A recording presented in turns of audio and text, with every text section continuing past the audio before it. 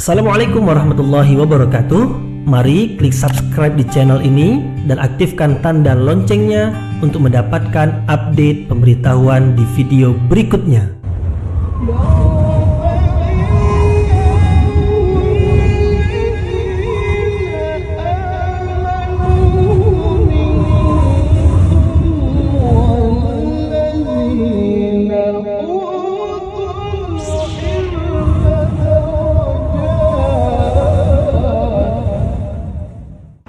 A'udzu billahi minasyaitonir rajim. Bismillahirrahmanirrahim. Assalamualaikum warahmatullahi wabarakatuh. Alhamdulillahi wa kafa, wassalatu wassalamu ala rasulil mujtaba, amma ba'd. Kita bersyukur kepada Allah Subhanahu wa taala yang masih melimpahkan rahmat dan nikmat. Kita bersyukur dengan mengucapkan Alhamdulillahi Rabbil Alamin.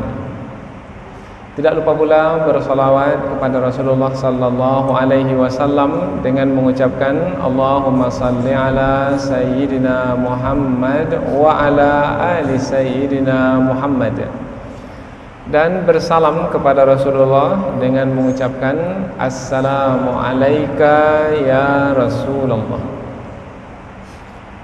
Alhamdulillah, pada kesempatan ini kita diperkenankan oleh Allah Subhanahu wa taala untuk meneruskan pengajian tafsir Al-Qur'an. Yang pada kesempatan yang lalu kita sudah sampai kepada ayat yang keempat dari surah Al-Fatihah. Surah yang pertama tertibnya di dalam Al-Qur'an. Pada malam hari ini kita akan teruskan kepada ayat yang kelima dari surah yang sama, surah Al-Fatihah. Allah Subhanahu wa taala berfirman, A'udzu billahi minasyaitonir rajim. Bismillahirrahmanirrahim. Iyyaka na'budu wa iyyaka nasta'in. Iyyaka na'budu, hanya kepada Engkau kami beribadah. Wa iyyaka nasta'in, dan hanya kepada Engkau kami memohon pertolongan. Satu ayat, namun meskipun satu ayat, kandungan daripada ayat ini sangat dalam sekali. Dan rahasianya sangat banyak sekali, dan sudah disingkap oleh para ulama tafsir, dan masih belum banyak lagi yang ditemukan, yang didapatkan oleh para ulama tafsir. Karena sebahagian ulama salaf menyebutkan bahwasanya Al-Fatihah sirrul Quran. Al-Fatihah itu adalah rahasia Al-Quran. Kemudian wasirruha, dan rahasia Al-Fatihah itu pula fi hadhil kalimah, ada di dalam ayat ini, ayat yang kelima dari surah Al-Fatihah ini. Jadi apabila disebut Al-Fatihah rahasia Al-Quran, maka rahasia Al-Fatihah ada pada ayat yang kelima yang akan kita bahas pada malam hari ini. Di dalam ayat ini Allah Subhanahu wa taala menjelaskan bahwasanya sepatutnya kita beribadah hanya kepada Allah Subhanahu wa taala saja. Ibadah semestinya ditujukan hanya kepada Allah Subhanahu wa taala saja. Kemudian Allah juga menyebutkan bahwasanya untuk menyempurnakan ibadah tersebut, supaya ibadah tersebut sempurna dapat dilakukan, maka mohonlah pertolongan kepada Allah Subhanahu wa taala. Hanya kepada Engkau kami beribadah, dan hanya kepada Engkau kami memohon pertolongan. Sebelum kita bahaskan lebih lanjut tentang kandungan ayat ini, alangkah baiknya kalau kita lihat dahulu ayat-ayat sebelumnya. Karena ayat-ayat Al-Quran dia bagaikan mata rantai yang tidak ada pangkalnya, tidak ada ujungnya. antara satu dengan yang lain saling ada keterkaitannya. Maka kita lihat keterkaitan antara ayat ini dengan ayat sebelum ini. Apabila kita lihat dari awal surah Al-Fatihah, Allah Subhanahu wa taala memberitahukan tentang dirinya. Memberitahukan tentang dirinya bahwasanya dirinya lah yang akan memberikan pertolongan kepada hamba-hamba di dalam melakukan setiap perbuatan.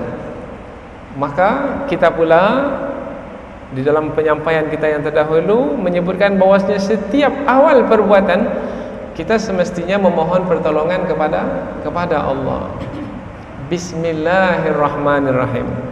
Dengan nama Allah yang Maha Pengasih lagi Maha Penyayang.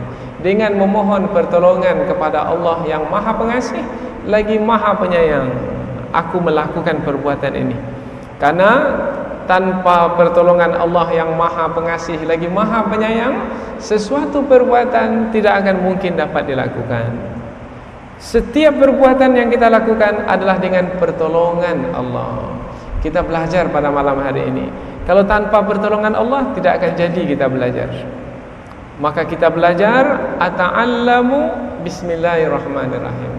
Saya belajar dengan pertolongan Allah Subhanahu wa taala yang Maha Pengasih lagi Maha Penyayang. Jadi di dalam ayat yang pertama dari surah Al-Fatihah, Allah memberitahukan tentang dirinya sebagai yang memberikan pertolongan kepada makhluk ini melalui rahmatnya yang umum dan rahmatnya yang khusus. Melalui rahmatnya yang umum kepada seluruh makhluk dan melalui rahmatnya yang khusus yang hanya diberikan kepada hamba-hambanya yang beriman saja.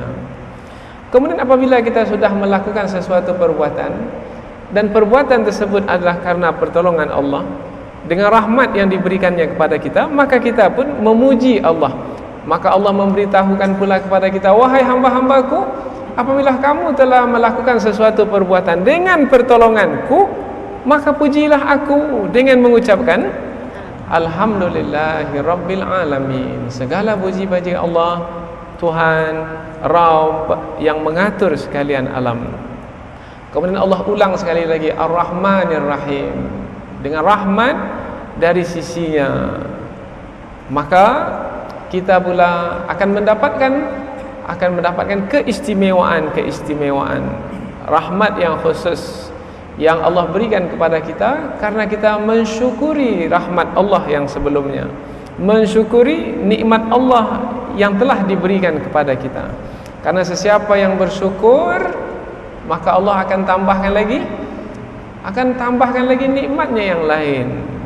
Kemudian Allah pula menyebutkan bahwasanya apa yang kita lakukan di dunia ini tidak hanya kita dapatkan di dunia ini saja, tetapi juga kita akan dapatkan di akhirat nanti. Dan memang semestinya hidup di dunia ini untuk ditujukan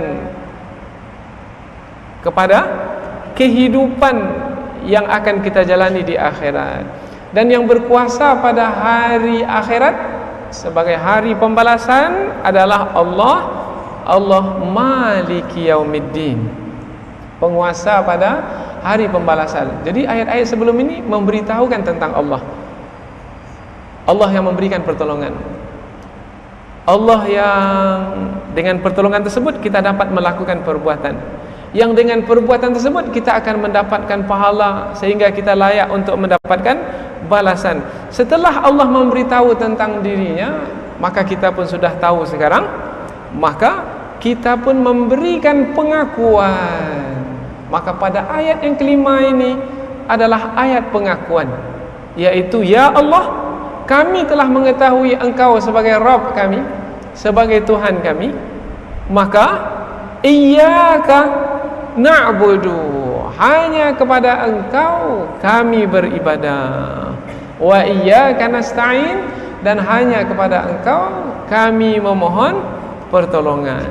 Jadi ayat ini adalah lanjutan dari ayat-ayat sebelumnya. Setelah kita mengenal Allah Subhanahu wa taala, di sini kita memberikan pengakuan, ya Allah, hanya kepada Engkau kami beribadah dan hanya kepada Engkau kami memohon pertolongan. Kemudian kita akan coba membahaskan ayat ini dengan lebih terperinci lagi. Iyyaka na'budu, hanya kepada engkau. Iyyaka, apabila disebut kata iyyaka, hanya kepada engkau, maka maknanya adalah pengkhususan.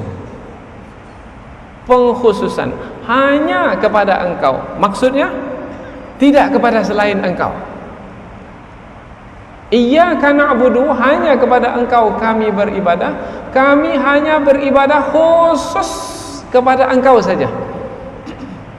Ibadah hanya kami tujukan kepadamu ya Allah, dan tidak kepada selainmu. Ini makna iyyaka, pengkhususan. Atau dalam bahasa Arab disebut al-hasr. Al-hasr maknanya tumpuan. Ibadah hanya ditumpukan kepada Allah dan tidak boleh kepada selain Allah. Penumpuan ibadah hanya kepada Allah disebut dengan istilah tauhid. Tauhid maknanya pengesaan Allah, mengesakan Allah. Dalam beribadah, ibadah hanya ditujukan kepada Allah Subhanahu wa taala saja. Lawan tauhid apa? Syirik. Syirik maknanya menyekutukan Allah. Di samping beribadah kepada Allah, juga beribadah kepada selain Allah. Ini namanya menyekutukan Allah. Di dalam ayat ini kita memberikan pengakuan hanya kepada engkau kami beribadah ya Allah. Pengkhususan ibadah hanya kepada Allah Subhanahu wa taala. Dan ini mesti disebut iyyaka. Tasydid ini mesti dibaca, jangan sampai tidak dibaca, karena ada yang membacanya kurang baik sehingga menyebut iyyaka na'budu. Semestinya iyyaka na'budu. Kalau dibaca iyyaka na'budu tak ada tasydidnya, maka makna iya itu adalah dau'us syams, cahaya matahari. Maka nanti terjemahannya menjadi iyyaka na'budu, cahaya matahari yang kami sembah. Sudah jauh pergi ya. Maka kita mesti berhati-hati dalam membaca. Pastikan sabdunya itu, tasydidnya itu dibaca dengan jelas. Iyyaka, hanya kepada engkau. Itu makna iyyaka. Hanya kepada engkau ya Allah na'budu, kami beribadah. Apa makna beribadah? Apabila disebut kata ibadah, maka cepat fahami makna ibadah itu adalah tunduk dan patuh. Beribadah maknanya tunduk dan patuh. At-ta'ah, al-khudu' wal-inqiyad, itu makna ibadah, tunduk dan patuh. Kalau disebut kata tunduk dan patuh, maka cepat pula fahami di sana ada kata yang akan menjelaskannya, yaitu tunduk dan patuh biasanya berkaitan dengan apa? Tunduk dan patuh berkaitan dengan perintah atau larangan. Ada perintah diikuti, tunduk dan patuh. Ada larangan dijauhi, tunduk dan patuh. Menjalankan perintah Allah, tunduk dan patuh, disebut beribadah. Menjauhi larangan Allah, tunduk dan patuh juga. Ya Allah, laranganmu tidak akan kulakukan. Tunduk dan patuh juga, maka disebut juga beribadah kepada Allah. Jadi beribadah kepada Allah adalah tunduk dan patuh kepada Allah dengan menjalankan perintah Allah dan dengan menjauhi larangan Allah. Itu makna ibadah. Ibadah adalah tunduk dan patuh dengan menjalankan perintah Allah dan menjauhi larangan Allah. Tapi ada satu lagi kata yang mesti ditambah untuk menerangkan ibadah ini, supaya dia bermakna ibadah tersebut, supaya dia bernilai ibadah tersebut. Kalau tidak, dia hanya sekedar menjalankan kewajiban, yaitu perkataan suka, tunduk dan patuh kepada Allah dengan menjalankan perintah Allah dengan penuh kesukaan. Ada suka di hati. Suka itu yang melahirkan keikhlasan, maka dia akan disertai dengan keikhlasan. Kalau tidak ada keikhlasan, tidak ada kesukaan, maka ibadah itu hanya sebagai perbuatan yang dilakukan begitu saja. Maka dia tidak menunjukkan nilai, tidak menampakkan nilai. Umpamanya apa? Supaya mudah ini. Umpamanya salat yang kita lakukan, salat Isya umpamanya. Perintah Allah, ya perintah Allah, aqimus salah, dirikanlah salat, perintah Allah. Nah, perintah Allah ini, dirikanlah salat, ya Allah, hamba patuhi, hamba tunduk kepada perintahmu, hamba lakukan salat. Tak cukup dengan melakukannya saja, tetapi melakukannya dengan kesukaan. Apabila suka di hati, maka akan adalah keikhlasan, maka ibadah itu menjadi bernilai, menjadi berharga.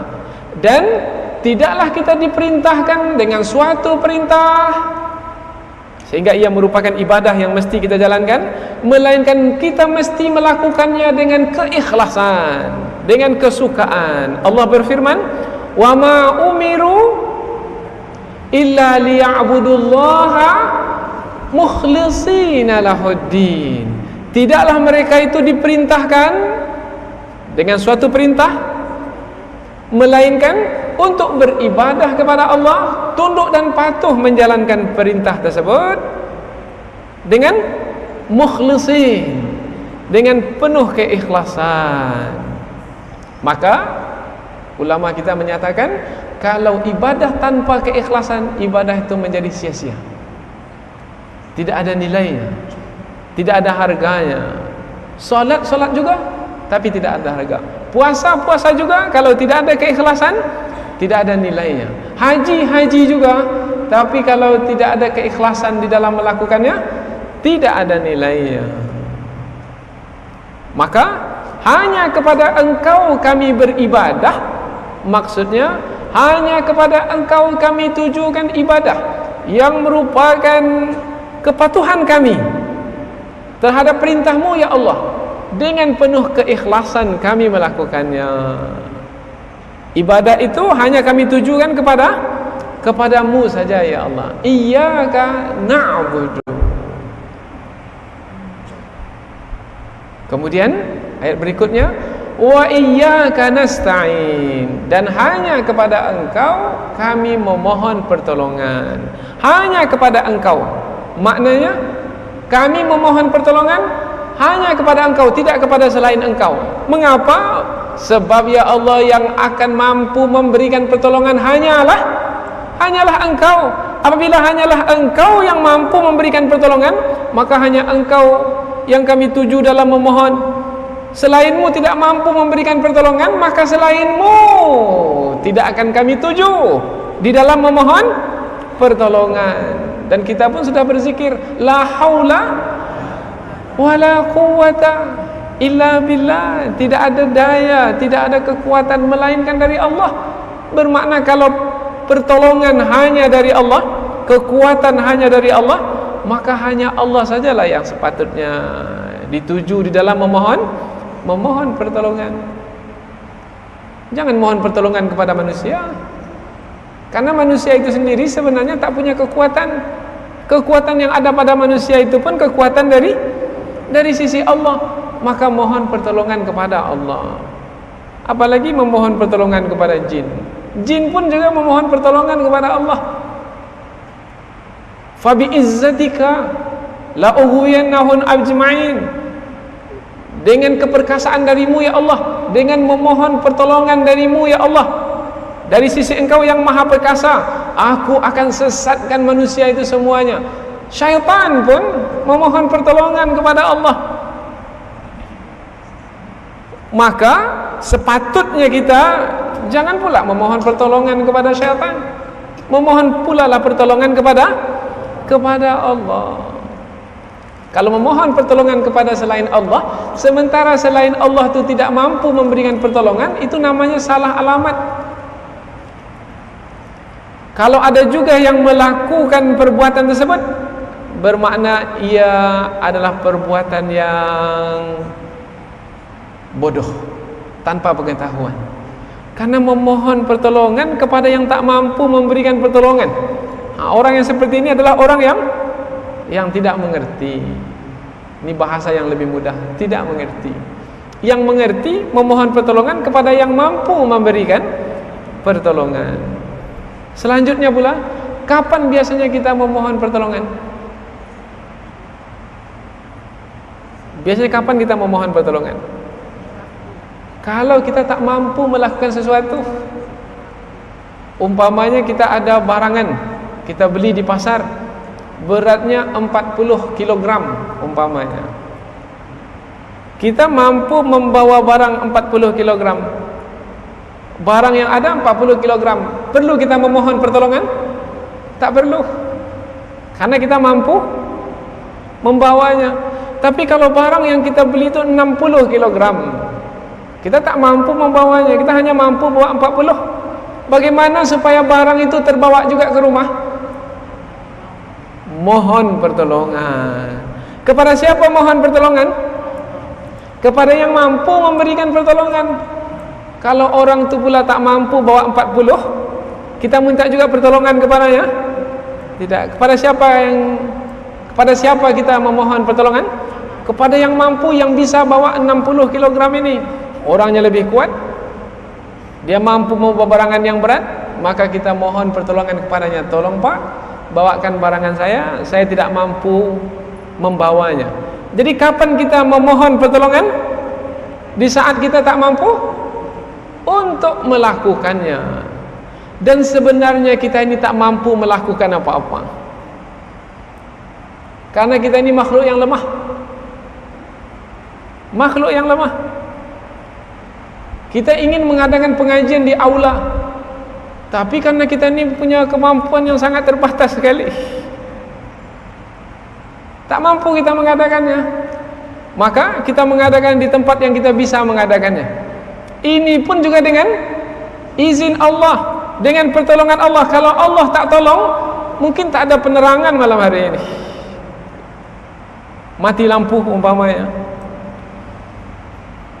Apalagi yang lain, hujan lebat umpamanya. Apalagi yang lain, entah apa lagi. Ini dapat diadakan karena pertolongan Allah. Manusia makhluk yang tidak mampu memohon pertolongan kepada Allah. Kalau Allah tak berikan kekuatan kepada kita untuk duduk di sini, kita tak akan mampu duduk di sini. Kalau Allah tidak berikan pertolongan kepada kita untuk dapat memahami, kita tidak akan dapat memahami.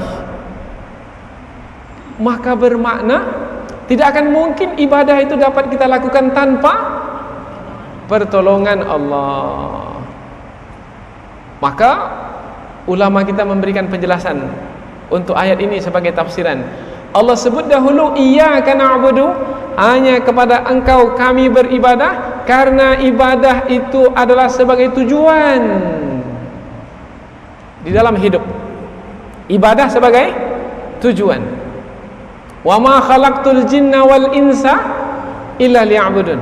Tidaklah aku ciptakan jin dan manusia melainkan untuk beribadah kepadaku. Tujuan hidup kita beribadah.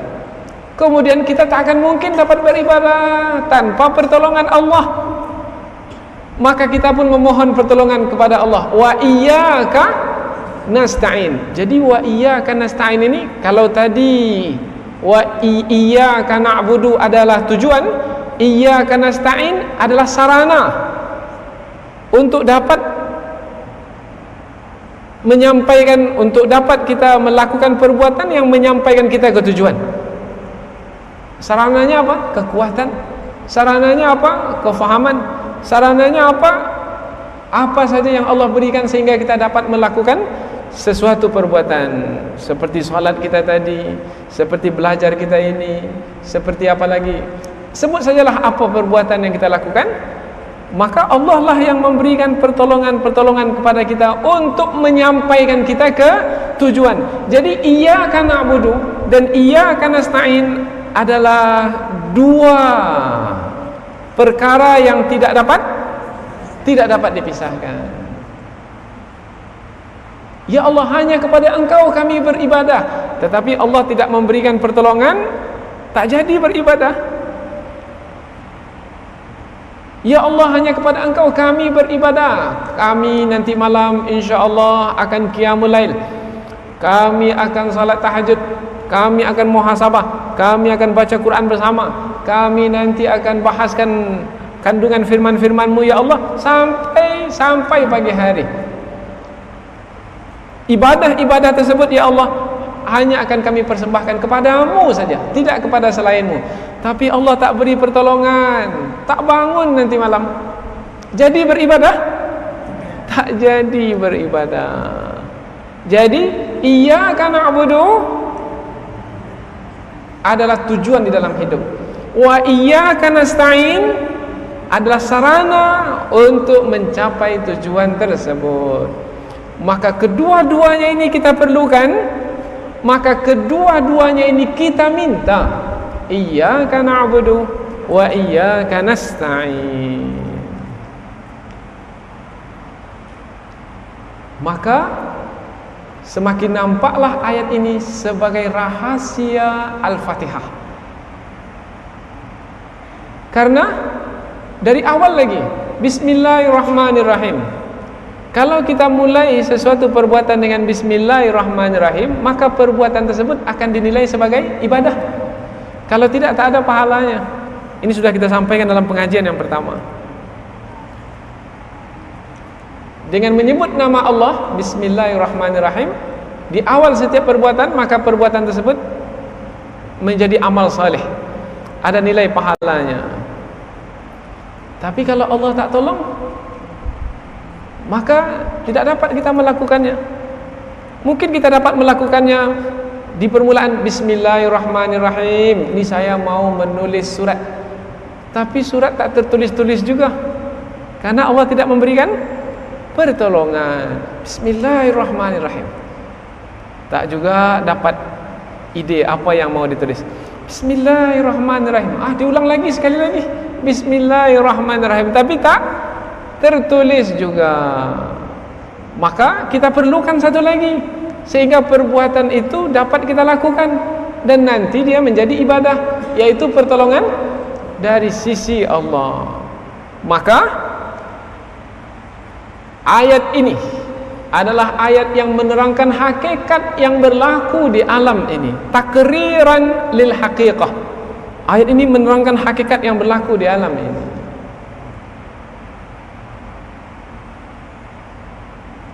Tanpa menjadikan hidup itu sebagai ibadah, maka sia-sialah hidup yang dijalani.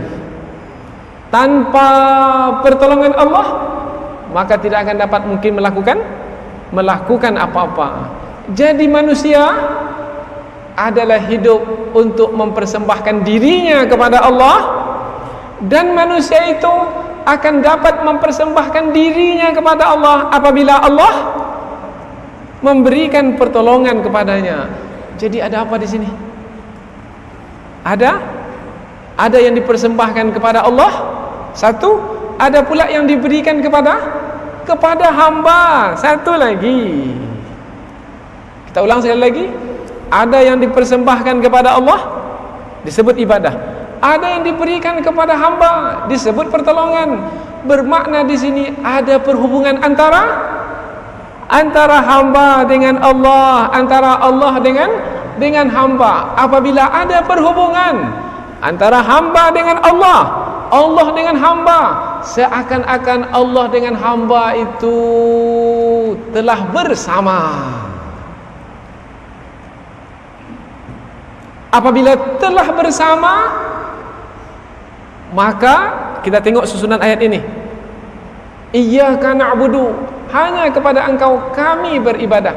Sebelumnya tak ada kata kami ini. Biasanya kalau kita sebut kami ini, hanya kepada Engkau disebut kata engkau, kami beribadah. Disebut kata kami, engkau kami. Kapan biasanya kita menggunakan kata engkau dan kami? Kamu dan saya. Apabila kita hadapan, hanya kepadamu saya berikan uang ini, saya tidak berikan kepada orang lain. Kapan kita menyebut hanya kepadamu? Kami bermakna kita bawa orang yang lain sekali. Kalau aku bermakna kita bawa diri kita sendiri. Kapan kita menyebut perkataan seperti ini? Hanya kepadamu ku berikan pemberian ini, hanya kepadamu kami berikan pemberian ini. Apabila hadapan. Sebelum ayat ini tak ada kata engkau atau kata kami. Coba tengok, kita tidak menyebutkan umpamanya na'malu bismillahirrahmanirrahim, nahmadullaha rabbal alamin. Tidak disebut kami melakukan perbuatan dengan nama Allah yang Maha Pengasih lagi Maha Penyayang. Kami memuji Allah Rabb semesta alam yang Maha Pengasih lagi Maha Penyayang. Kemudian nahmaduka ya Allah maliki yaumiddin umpamanya. Kami memujimu ya Allah yang menjadi penguasa pada hari pembalasan. Tidak ada kata kami ini. Tiba-tiba sekarang ini muncul kata kami. Tengok ayat sebelum ini. Ayat pemberitahuan namanya. Dengan nama Allah yang Maha Pengasih lagi Maha Penyayang. Ada kata kami di sini? Tidak ada. Segala puji bagi Allah, Rabb, Tuhan yang mengatur sekalian alam. Ada kata kami? Tidak. Ar-Rahmanir Rahim. Ada kata kami? Tidak. Maliki Yaumiddin. Ada kata kami? Tidak.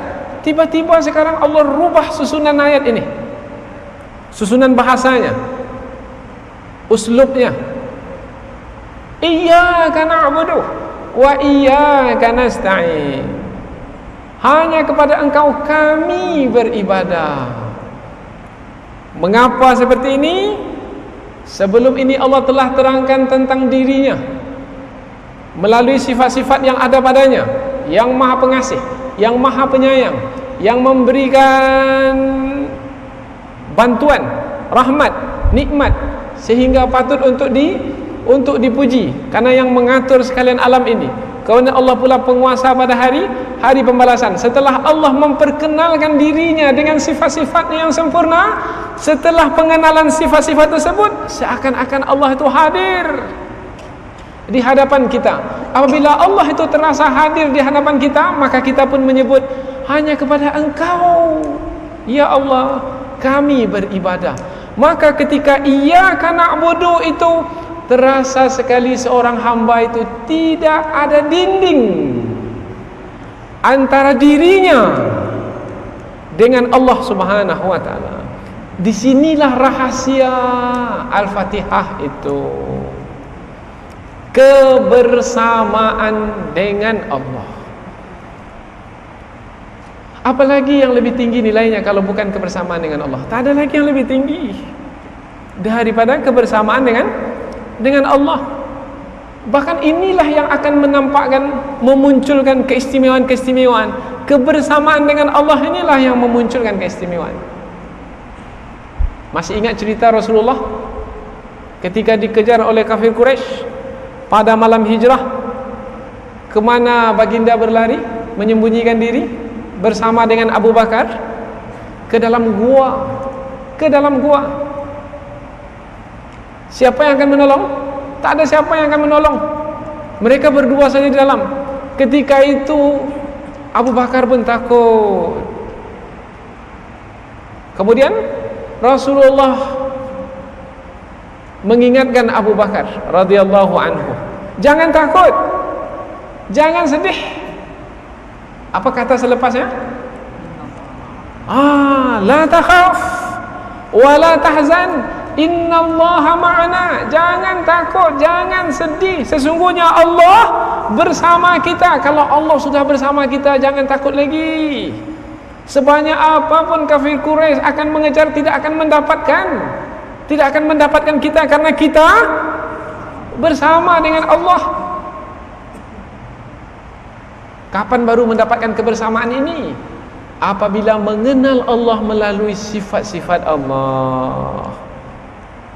Maka di sini rahasia iyyaka na'budu. Hanya kepada Engkau kami terasa kata kami ini di saat kita dekat sekali dengan Allah Subhanahu wa taala. Kemudian tidak pula menggunakan kata aku. Hanya kepada Engkau aku beribadah. Tidak, hanya kepada Engkau kami beribadah. Biasanya kami ini diucapkan oleh satu orang dengan membawa serta orang-orang yang lain. Kami. Mengapa digunakan kata kami di sini? Untuk menerangkan bahwasanya bukan kita seorang saja yang beribadah kepada Allah. Sebenarnya sekarang ini bersama dengan kita juga beribadah makhluk-makhluk Allah yang lainnya. Siapa makhluk Allah yang lain yang beribadah? Kalaupun tidak ada manusia bersama kita yang beribadah, tapi pasti di sana ada 70.000 malaikat sekarang ini sedang beribadah kepada Allah. Maka ketika wa iyyaka nasta'in, dan hanya kepada Engkau kami, jangan rasa kesendirian, keseorangan dalam beribadah kepada Allah, tapi merasa bersamalah, merasa berjemaahlah dalam beribadah kepada Allah. Dan ini juga isyarat bahwasanya ibadah yang dilakukan secara bersama-sama adalah lebih baik dari dilakukan secara sendiri-sendiri. Berjamaah, salat jamaah adalah lebih baik dari ibadah yang dilakukan secara sendiri-sendiri. Yang fardu, salat subuh, salat zuhur, salat asar, salat maghrib, salat isya. Kemudian salat-salat sunat, ini adalah yang lebih patut untuk kita rahasiakan, maka sendiri-sendiri lebih baik. Kalau kita ingin merasakan kebersamaan dengan Allah, mendekatkan diri kepada Allah melalui salat-salat sunat yang kita lakukan. Di sini kita ingin membahaskan kata na'budu, kami beribadah, untuk merasakan kita beribadah ini bersama dengan makhluk yang lainnya. Beribadah kepada Allah, tunduk dan patuh kepada Allah dengan penuh kesukaan. Iyyaka na'budu wa iyyaka nasta'in, dan hanya kepada Engkau kami memohon pertolongan. Kita merendahkan diri kita di hadapan Allah. Kita sudah bersama dengan Allah. Ketika bersama dengan Allah, kita rendahkan diri kita serendah-rendahnya. Kami ini tak mampu buat apa-apa ya Allah. Tanpa pertolongan-Mu, kami tidak akan dapat buat apa-apa. Maka kami memohon pertolongan kepadamu ya Allah. Semakin hamba itu merendahkan diri di hadapan Allah, semakin tinggi nilainya. Dan semakin seseorang itu melepaskan ketergantungannya kepada selain Allah, semakin tinggi nilainya. Semakin seseorang itu menggantungkan dirinya kepada Allah, semakin tinggi nilainya. Maka di sini ini wa iyyaka nasta'in, kita memperakui bahwasanya diri kita ini sangat lemah, tidak memiliki apa-apa. Maka tanpa pertolongan Allah kita tidak akan dapat melakukan apa-apa. Maka di sini ini nampak kebersamaan antara hamba dengan Allah dan kebersamaan Allah dengan hamba. Apa masalahmu wahai hambaku? Seperti dahulu Nabi Musa alaihi salam bersama dengan Allah dikejar oleh Fir'aun, lari, tak ada lagi tempat lari karena di hadapan sudah ada laut membentang, di belakang pula Fir'aun mengejar, tak ada lagi tempat lari. Bani Israel mengatakan, sungguh kita ini akan didapatkan kembali oleh Fir'aun, inna lamudrakun, sungguh kita akan didapatkan oleh Fir'aun. Tapi Nabi Musa menjawab, oh tidak, kalla, sekali-kali tidak, inna ma'iyya, sesungguhnya bersama aku Inna ma'iya Rabbi, sesungguhnya bersamaku ada Tuhanku. Dalam keadaan seperti ini, aku tetap yakin bersamaku ada Tuhanku. Sayahdini, yang akan memberikan petunjuk kepadaku. Karena kebersamaan dengan Allah, apa masalah hambaku itu? Oh, masalah hambaku itu dikejar oleh musuh, kemudian tidak ada tempat lari lagi. Aku akan memberikan pertolongan kepadanya. Sebagaimana ia memohon pertolongan kepadaku, aku akan memberikan pertolongan kepadanya seperti yang ia minta. Maka, wahai Musa, di tanganmu ada tongkat, pukulkan tongkatmu itu ke laut. Nabi Musa pukulkan tongkatnya ke laut, laut pun terbelah. Dalam kemampuan Nabi Musa membelah laut? Tidak. Pertolongan siapa sehingga laut terbelah? Wa iyyaka nasta'in, dan hanya kepada Engkau ya Allah kami memohon pertolongan. Sekarang ini dalam hidup kita beribadah kepada Allah. Untuk dapat beribadah kita memohon pertolongan kepada Allah.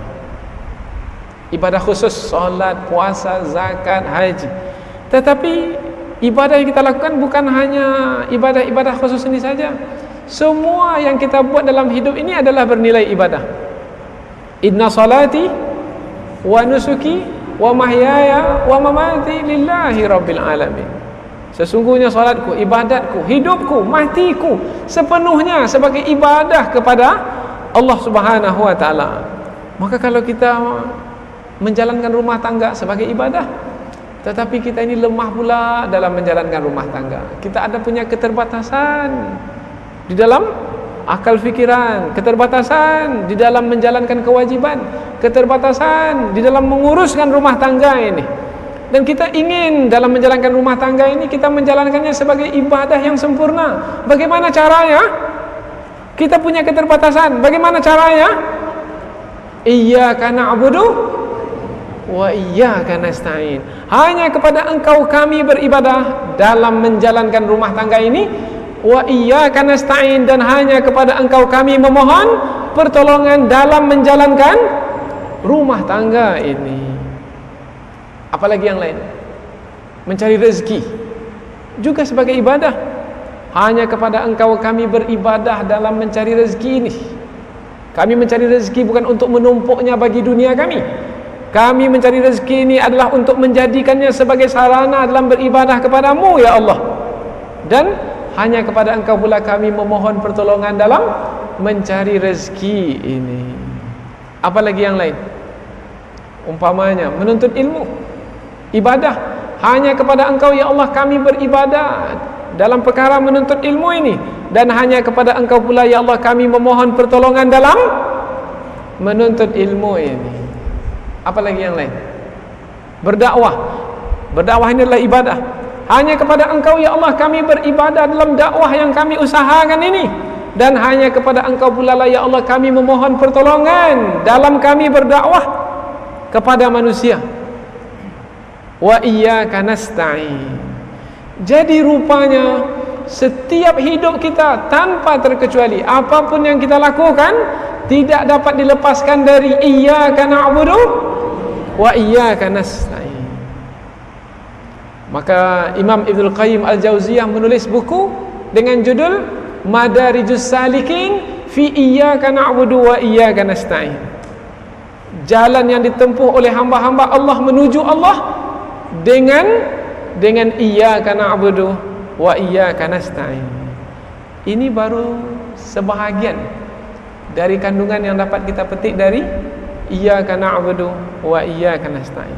Tapi ini sudah cukup untuk membuat kita memahami ayat ini dan memakaikannya dalam kehidupan sehari-hari. Mudah-mudahan apa yang kita pelajari pada kesempatan ini ada manfaatnya insyaallah. Kita tutup dengan doa takfiratul majlis. Subhanakallahumma wa bihamdika asyhadu an la ilaha illa anta wa astaghfiruka wa atubu ilaik. Wassalamualaikum warahmatullahi wabarakatuh.